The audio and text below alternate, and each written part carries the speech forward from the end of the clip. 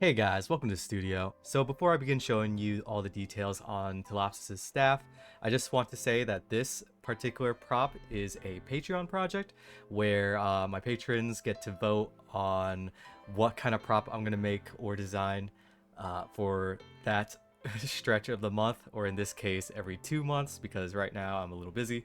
But either way, since this is a Patreon project, anyone who is a paid member, even on the lowest tier, will be able to have access to this 3D model and any other future Patreon projects in the future for free, as long as they're on the lowest tier, which is like $3.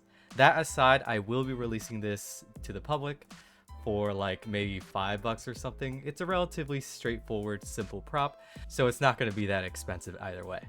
But without further ado, let's take a look at it. So if we start at the bottom, working our way up, here is the bottom of the staff section. Right here is just a placeholder pretty much for like the wooden dowel you would use to make up the majority of the staff, because it is a relatively straightforward staff, and just using a simple wooden dowel rather than 3D print all the little segments, that would be a lot sturdier than doing it that way. Anyway, here is staff 1. Just attaches right there, and there's a hollow space for additional wooden dowels to go through it. Here is staff 2. Here is staff 3, and then we're going to move on to the crescent part of the staff. This is the whole crescent. Here's crescent 1. As you can see, I added these holes here to add some slightly thinner wooden dowels, that way to give it more structural integrity when you attach them all together. Here is crescent 2. Here is crescent 3, crescent 4, crescent 5, and crescent 6. And that makes up the bulk of the staff itself. Now within the center, there are these two halves of the sphere.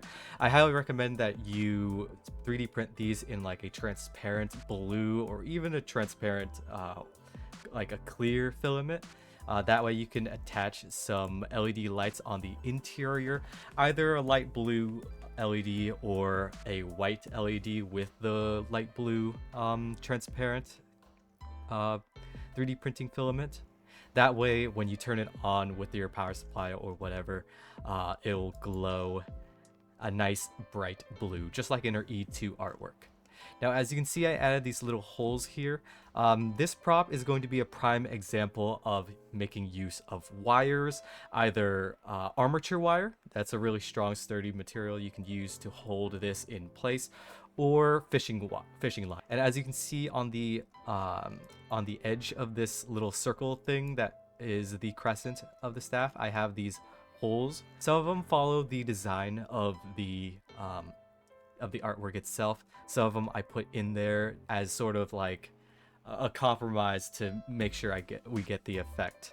So yeah, you can wrap the armature wire or the fishing line through these hooks, through these segments here, and then that way when you attach them all together, the fishing line, it creates tension on 3 points, and that way it'll hold this ball here in place regardless of how you orient the staff. In addition to that ball, I have the left capsule and the right capsule.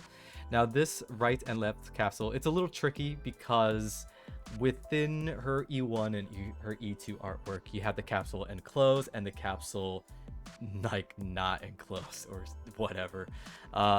And I added these little hooking sections here as well. That way you can also attach some armature wire or fishing line, and then that way you can also have this capsule be floating as well. Unfortunately, like if you look at her E1 and her E2 artwork, it's kind of rough because her E1 art and her E2 art are pretty much like completely different props. Like you can make the statement that it's like the staff, its mechanical components are transforming, and then you get her E2 art. But in prop design, we don't work with that transforming shit unless you're going balls to the wall with like servos and different mechanical components. We're not dealing with that. So the easier I design this, the easier it is for those who are making it to make it.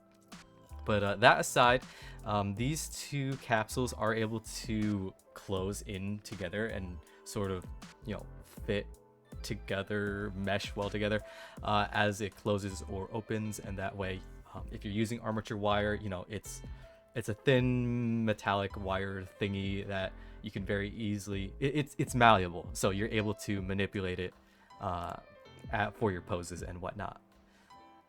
That aside, there is this attachment 1. It's that floating thing that's appears in our E2 artwork. You could also attach it with armature wire, otherwise it does slot into these little slots here. Here's attachment 2. It's like, it's very thin, so it's could be prone to breaking, but I do have it where you can have it slot into this curvature here if you really want to. Up to you, however you want to do it. If you are going to make it and you need some assistance, or you would like some modifications made to the 3D model, then just reach out to me and then I can make it. But either way, that's a pretty straightforward prop, pretty simple to assemble. Not much else to show, really. Now, I will make a quick announcement that I'm pretty much closing myself off to commissions, because I don't like doing commissions that much anymore.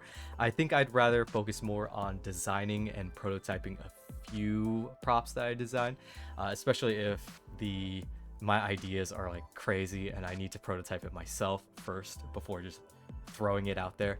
But yeah, hopefully as I take on that approach where I focus more on design, just 3D modeling, I can 3D model things pretty quickly, especially if I'm not like busy playing video games.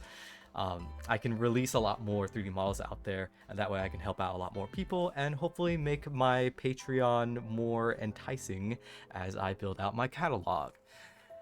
But either way, that's pretty much it. Thank you guys for watching. If you like this video, like and subscribe for more, and I'll see ya!